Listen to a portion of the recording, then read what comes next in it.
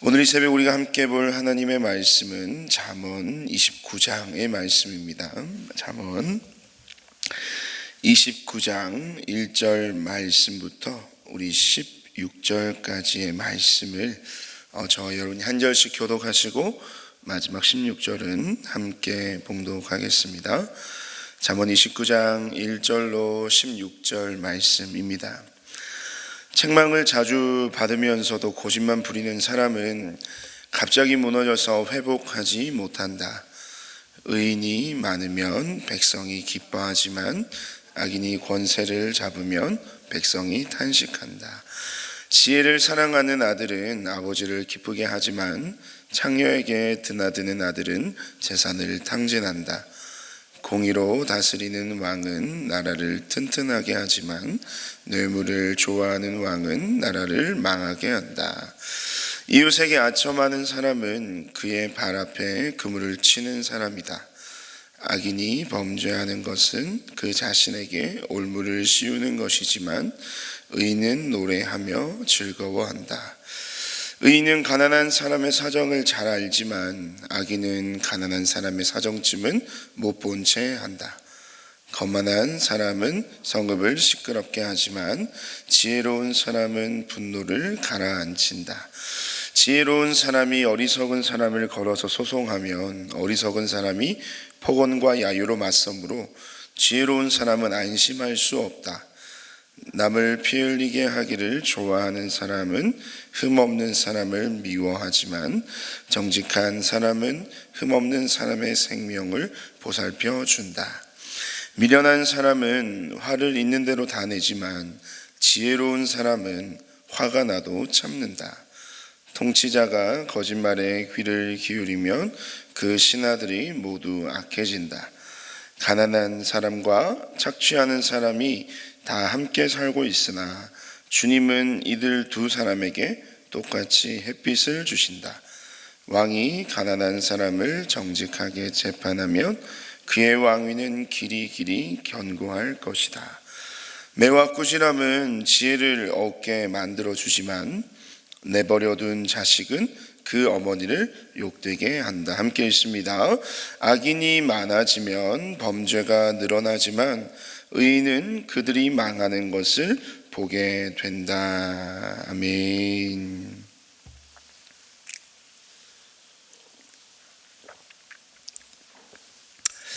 오늘 이 잠언 29장 우리 1절로 16절의 말씀을 가지고 의인과 악인이 공존하는 공동체, 의인과 악인이 공존하는 공동체라는 말씀의 제목으로 여러분과 함께 잠시 그 말씀의 은혜를 나누고자 합니다. 여러분이 사자성어 가운데 이 근묵자흑이라는 이 말을 알고 계실 겁니다. 이 근묵자흑이란 이 말 그대로 먹을 가까이 하다 보면 자신도 모르는 사이에 검게 물든다는 의미의 사자성어입니다. 여기서 이 묵과 흑은 의미상 사실은 동의어로 쓰이는데요. 그 의미는 부정적인 의미로서 악을 나타냅니다. 까마귀 노는 곳에 백로야 가지 마라 라고 말하는 것처럼 이 세상을 살면서 이 악한 곳에는 절대 발을 들이지 말고 이 자신 스스로의 깨끗함을 지켜내라는 이 적극적인 의미가 이 근묵자흑이라는 사자성어 안에 내포되어 있는 것입니다. 그런데 오늘 이 잠언을 기록한 지혜자가 말하길요, 우리가 살아가고 있는 이 세상은 어떤 곳이라고 이야기하고 있냐면 13절의 말씀을 보십시오. 이렇게 얘기합니다. 가난한 사람과 착취하는 사람이 다 함께 살고 있다라고 말합니다. 그가 말하는 것처럼, 이 성경이 증언하는 것처럼 저와 여러분이 살아가고 있는 이 세상은요, 의인과 악인이 함께 공존하는 장소라는 겁니다. 이 마치 마태복음 13장의 알곡과 가라지의 비유처럼 이 현재의 세상은요, 의를 따르는 자와 또 악을 행하는 자가 함께 살아가고 있는 공간이며 저와 여러분은 바로 이 세상 가운데 현재를 살아가고 있다라는 것입니다. 그러면 이 의와 악, 그리고 의인과 악인이 공존하는 이 세상 속에서 우리는 어떻게 과연 이 금묵자흑의 의미를 살아낼 수 있겠습니까? 검게 물드는 것으로부터 스스로를 어떻게 지켜낼 수가 있느냐는 말입니다. 의로움과 악함이 함께 존재하는 그 땅에서 우리는 우리의 정체성인 이 의를 어떻게 지켜낼 수 있을지에 대한 그 해답을요, 오늘 본문 말씀을 통해서 함께 생각해 볼 수 있기를 기대합니다. 여러분, 오늘 본문을 살펴보면 이 세상 속에 공존하는 의와 악의 대조, 그러니까 계속해서 지금 잠언의 말씀을 우리가 묵상하고 있는데요, 이 의로움과 악함, 의인과 악인의 이 대조를 계속해서 살펴보는데, 오늘 본문에서도 여전히 그 내용이 전개되고 있습니다. 그런데 오늘 본문을 바라보면 우리의 마음에는 그런 생각이 좀 드는 것 같아요. 이 의와 악의 대조가 뭔가 마치 이제 그 공정한 것처럼, 공평한 것처럼 보여집니다.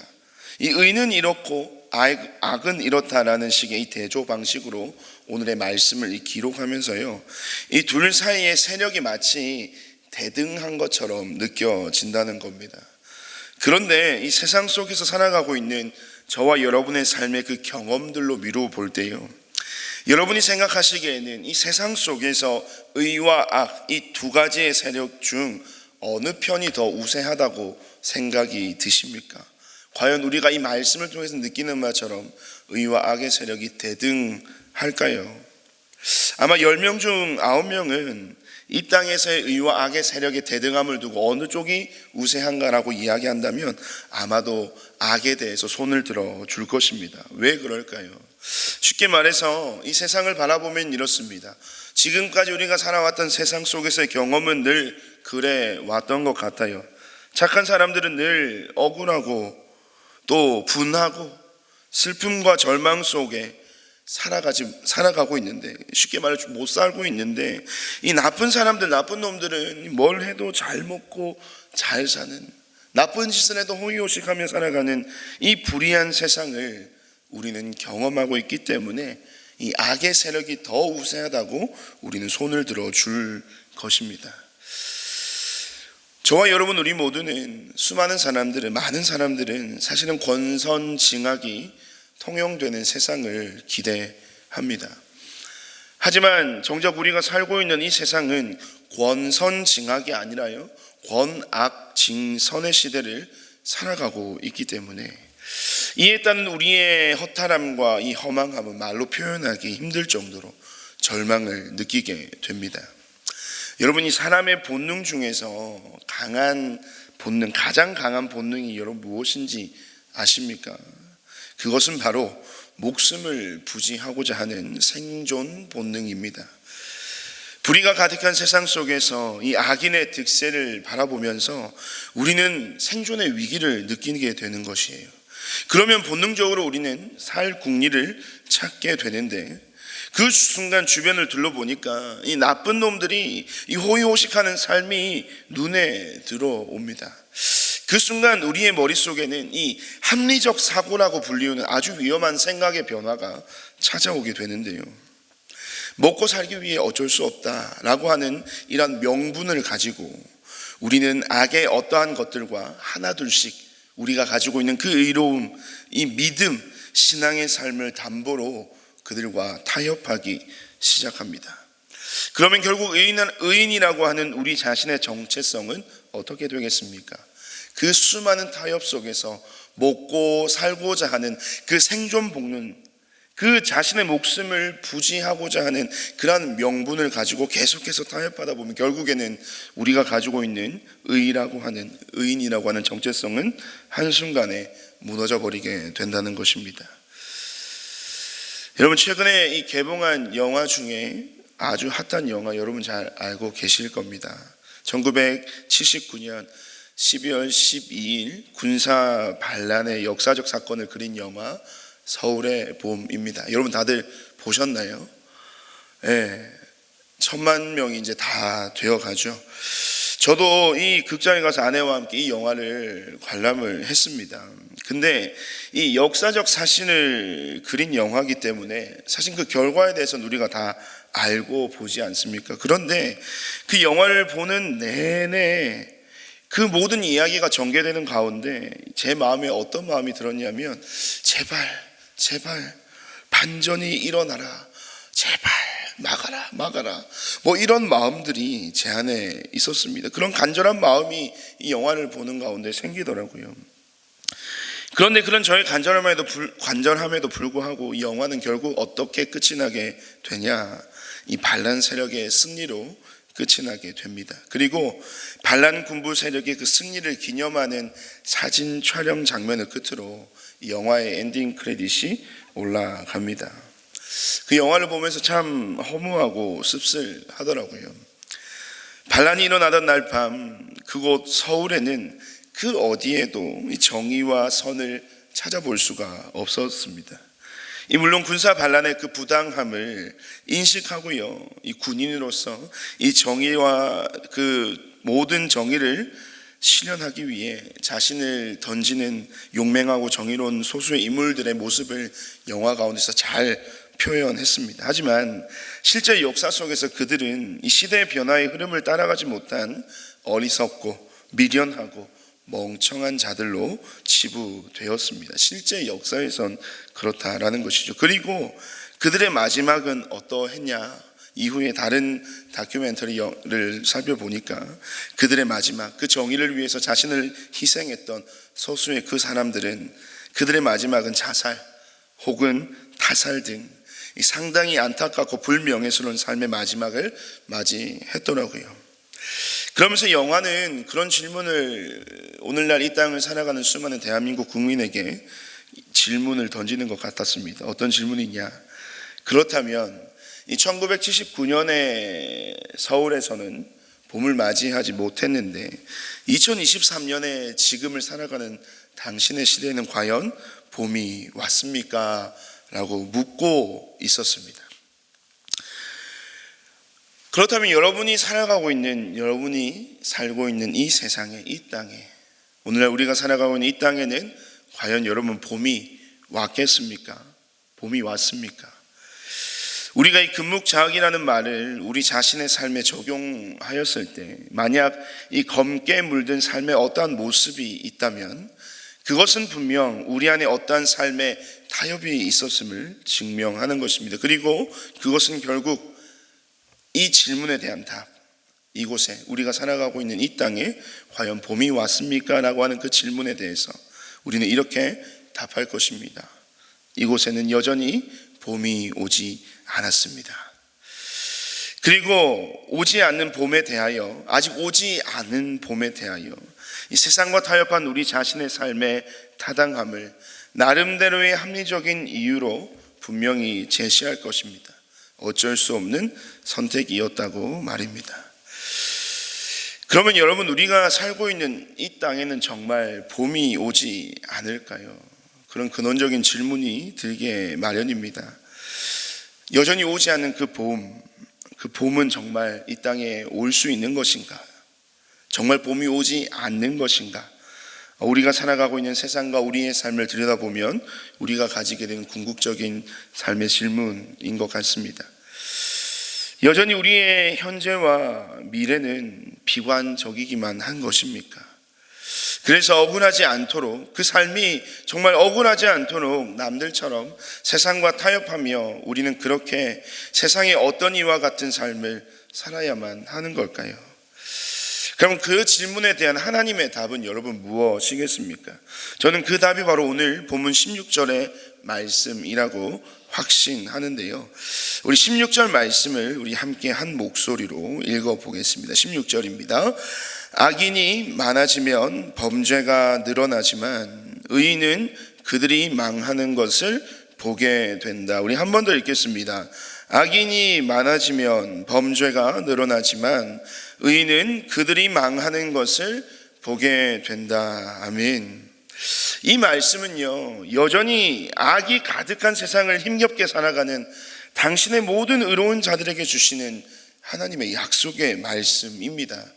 13절의 말씀처럼요, 이 가난한 사람에게든 이 착취하는 사람에게든 하나님은 지금도 여전히 똑같은 햇빛, 즉 이 생명을 주고 계십니다. 하지만 그 생명을 준다는 것은 악한 그들의 삶을 하나님께서 용인하신다는 것, 인정하신다는 것, 그러한 의미는 결코 아니라는 것이죠.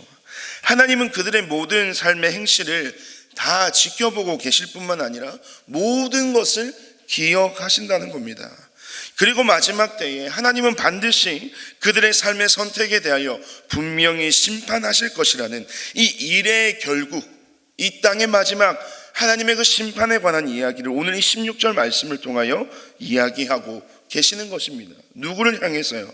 여전히 세상 속에서 그들과 타협하지 않고 영원한 하나님의 나라를 소망하며 그 자신의 의를 굳건하게 묵묵하게 지켜나가는 저와 여러분과 같은 그 성도들을 향하여 하나님은 분명하고 명확하게 이 16절의 말씀을 통하여 약속하고 계신 것입니다. 금묵자흑이 주는 적극적인 의미의 메시지, 검은 것으로부터 물들기 전에 자신의 깨끗함을 스스로 지키라고 하는 이 메시지를 오늘 이 잠언의 지혜자가 말하는 하나님이 주는 이 메시지, 우리의 삶에서 어떻게 지켜낼 수 있겠습니까? 그 방법은 바로 악인들을 분명히 심판하실 것이라는 하나님의 그 약속의 말씀이 반드시 우리 가운데, 이 땅 가운데 이루어질 것이라는 그 신실하신 하나님을 우리는 끝까지 신뢰하는 것 밖에는 없다는 것입니다. 그래서 여러분, 우리는 우리 자신의 시야를 좀 더 넓고 멀리 보려고 하는 노력이 필요합니다. 이 미시적인 시야로 일희일비하는 삶을 살면 결국 우리에게는 여러분 절망밖에 남지 않을 것입니다. 왜냐하면 그것이 전부라고 생각하기 때문이죠. 하지만 우리는 이 미시적인 삶이 아닌 이 거시적인 삶의 시야를 가지고 살아가야 할 필요가 있는 것입니다. 더 멀리, 그리고 그 모든 역사를 주관하고 다스리시며 여전히 지켜보고 계시며 반드시 그 모든 세상에 대하여 심판하신 하나님의 그 약속의 말씀을 바라보고 소망하는 이 거시적인 삶의 시야가 오늘날 이 세상을 살아가는 우리 모두에게 요구되어지는 것입니다. 사랑하는 여러분, 이 하나님의 서사는요, 일시적이거나 결코 단편적인 것이 아닙니다. 우리에 대한, 그리고 이 세상에 대한 하나님의 서사는요, 대서사입니다. 그리고 그 대서사의 한가운데로 바로 저와 여러분을 초청하여 주셨다는 것이에요. 오늘 하루 우리의 삶이, 나의 삶의 모든 이야기를 당신의 놀라운 사건들로 채워가실 나를 향한 그 하나님의 서사를 기대하며 살아갑시다. 그리고 오늘도 세상 가운데 그런 하나님의 놀라운 이야기를 살아내는 의로운 하나님의 사람들로 살아가시는 저와 여러분의 이 하루가 되시기를 주님의 이름으로 축복드립니다. 우리 시간 말씀을 기억하며 함께 기도합시다. 말씀을 기억하며 기도할 때 세상 속에 살아가는 나의 삶이 하나님 안에서 더욱 단단하여질 수 있도록 우리 스스로의 삶을 두고 함께 기도했으면 좋겠습니다. 우리가 살아가고 있는 이 세상은 여전히 불의가 가득하고 또 악이 득세하는 것처럼 보여집니다만 그것이 전부가 아님을 우리가 이 말씀을 통해서 기억하게 하시고 악인들의 망함을 끝내보게 하실 하나님의 약속의 말씀을 오늘 하루도 붙들고 세상 속에서 의로운 자로 우리 자신의 정체성을 지켜나갈 수 있는 하나님의 백성다운 삶을 오늘 하루 우리 각자의 섬기고 살아가는 모든 세상의 터전 속에서 세워나갈 수 있게 하여 주시옵소서. 주여 나를 의로운 자로 오늘도 삼아 주시옵소서라고 우리 말씀을 위해서 함께 기도하시면 좋겠고요. 오늘은 특별히 목장 모임을 위해서 함께 기도하는 날입니다. 우리 안에 귀한 공동체인 이 목장 공동체를 허락하여 주셔서 감사합니다는 감사의 기도를 드리길 원합니다. 또 그곳에서 이루어지는 모든 교제가 하나님의 말씀과 사랑 안에서 이루어지게 하시고 또 그곳이 작은 천국을 이루는 아름다운 모임이 되게 해달라고 목장 모임을 위해서 기도해 주시고요. 특별히 목장을 섬기는 모든 목자들에게 이 예수 그리스도의 마음을 허락해 주셔서 이 섬김에 있어서 지치지 않고 기쁨으로 이 목장을 세워나갈 수 있도록 이 목자들에게 힘과 능력을 더하여 달라고 기도해 주시고요. 또한 우리의 모든 목장 안에서 정말로 영혼 구원의 기쁨이 일어날 수 있도록 하나님, 우리의 목장을 통하여 하나님 나라의 확장이 이루어져 가게 하여 주시옵소서. 우리 오늘 목장을 위해서 함께 기도해 주시면 좋겠고요. 마지막으로는 우리 교회의 이 모든 연말의 사역과 일정들을 두고 함께 기도해 주시면 좋겠습니다. 우리 16일 이번 주 토요일에는 학습 세례 입교 문답식이 있습니다. 또 24일에는 학습 세례 입교식이 있습니다. 이 모든 학습 세례 입교 문답식과 입교식, 이 모든 예식을 통하여 정말 하나님 앞에 구원받은 백성으로서의 감격과 감사가 넘쳐나는 은혜의 시간이 되게 더 거룩한 성례가 되게 해달라고 기도해 주시고요. 또 더불어 25일에는 성탄 감사 예배와 30일에는 또 송구 영신 예배가 있습니다. 모든 연말의 일정 가운데 하나님께서 은혜를 더하여 주시고 온 성도들의 삶에 기쁨과 감사가 넘쳐나는 귀한 또 우리의 모든 교회의 사역들이 될 수 있게 하여 주시옵소서라고 우리 시간 말씀을 기억하며 또 목장 모임을 두고 또 우리의 모든 사역과 일정들을 두고 함께 합심하여 기도하시고 여러분의 각자 기도의 제목으로 자유롭게 기도하시고 돌아가시길 바랍니다. 우리 함께 합심하여 기도하겠습니다. 사랑의